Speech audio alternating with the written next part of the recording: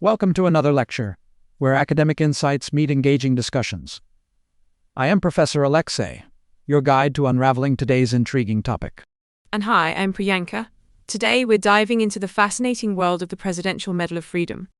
The Presidential Medal of Freedom, essentially, is the highest civilian award in the United States. It holds immense prestige, not only due to its rarity, but also for the profound contributions it recognizes across varied fields, from national security enhancements to cultural breakthroughs. It's like celebrating people who've made really big differences in many different ways. Kind of like if the Oscars weren't just for movies, but for everything important. Precisely. That is to say, this award was formally established by Executive Order 11085 in 1963 by President John F. Kennedy. It honors those who have significantly contributed to the cultural or national interests of the U.S., and as it happens, beyond those borders too.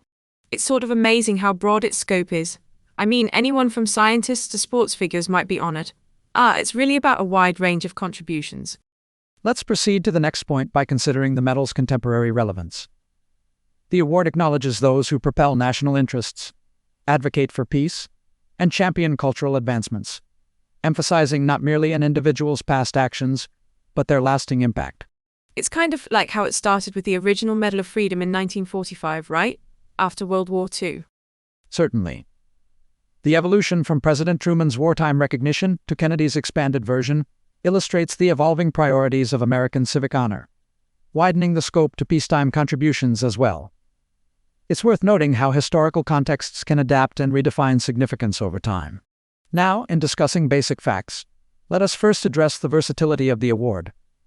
It is not restricted to U.S. citizens, allowing a diverse set of global figures to be celebrated. Furthermore, it includes a special distinction level, and its design, crafted by the Institute of Heraldry, represents monumental American symbols. It makes me wonder about those special distinction levels. Who decides, and how is it not just a regular medal? This brings us to significant historical moments, such as the award's establishment in 1963, the recognition of the Apollo 13 mission in 1970, and notably, President Biden's 2017 award with distinction, representing a first for a future U.S. president.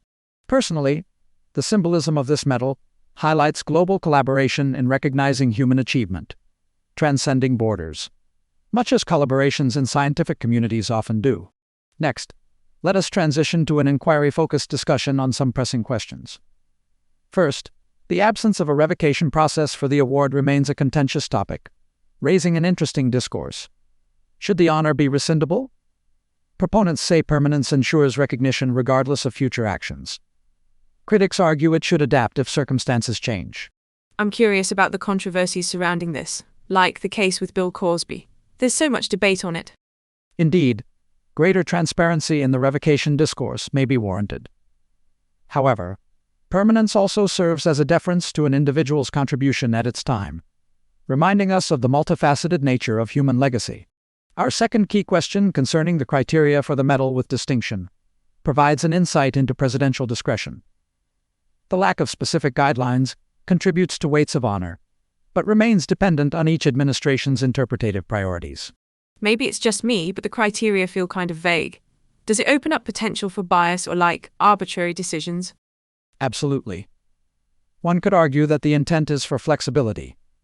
It allows necessary adaptive recognition of contemporary symbols of achievement as they arise.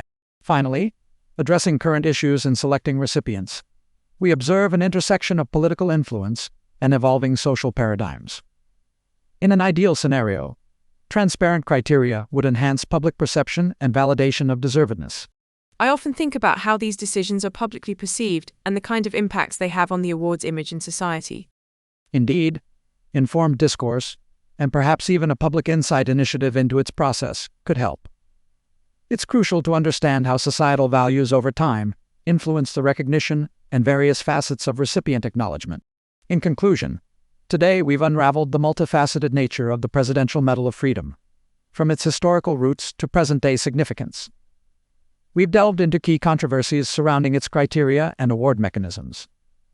As we reflect, I invite you to explore other civilian honors, such as the Congressional Gold Medal, which similarly commemorates remarkable achievements in American history and culture.